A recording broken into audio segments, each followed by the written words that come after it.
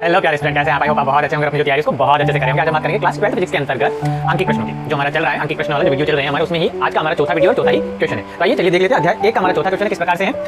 प्रश्न क्रमांक चौथा है, उनसे रगड़े जाने पर कोई पॉलीथीन का टुकड़ा 3 × 10⁻⁷ कूलाम के ऋणावेश से आवेशित पाया गया है। स्थानांतरित है ना, पहला क्या पूछा उसने, स्थानांतरित किस पदार्थ से किस पदार्थ में इलेक्ट्रॉनों की संख्या का आकलन कीजिए, यानी जो स्थानांतरण हुआ है इलेक्ट्रॉनों का किस पदार्थ से किस पदार्थ में हुआ है और उसकी संख्या कितनी है। दूसरा पूछा उसने, क्या ऊन से पॉलीथीन में सहिती का स्थानांतरण भी होता है। सहिती यानी द्रव्यमान का स्थानांतरण भी होता है। इलेक्ट्रॉन जा रहे हैं तो क्या इलेक्ट्रॉन के साथ साथ क्या भी जाना है, द्रव्यमान भी जाना है, तो क्या द्रव्यमान भी जाता है। तो चलिए इस क्वेश्चन को हल कर लेते हैं।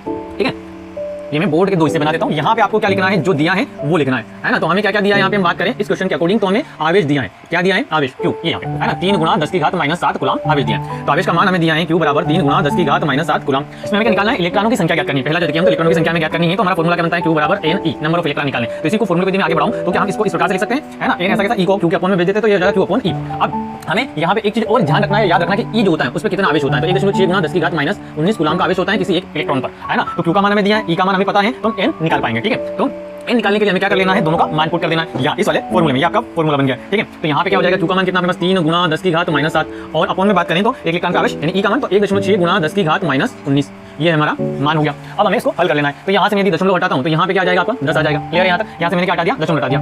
आगे बढ़ते हैं, तो 10 और 3 का गुणा कर देंगे तो हो जाएगा 30 × 10⁻⁷ अपॉन में क्या हो जाएगा आपका 16 × 10⁻⁻19।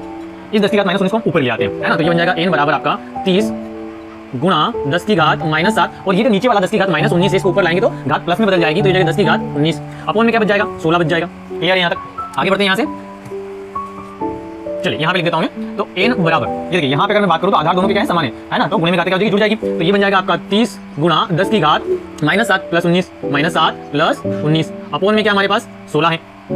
और आगे बढ़े, हल करते जाएं तो ये हो जाएगा 30 बटे में हम 16 लिख सकते हैं, है ना। इसको इंटू में लिख सकते हैं, है ना। यहाँ पे इंटू में लिख दिया मैंने। यहाँ पे घटाएंगे 19 में से -7, तो देखिए मैं 30/16 लिखा है ना, 30/16। और यहाँ पे हम जब घटाएंगे तो क्या बन जाएगा, 10 की पावर क्या बन जाएगा, 12 बन जाएगा। क्लियर है। अब 30 को डिवाइड करते हैं हम 16 से, तो जब इसको हम डिवाइड करते हैं तो हमें प्राप्त होगा 1.875 और गुणे में क्या चली रहा हमारा 10⁻12।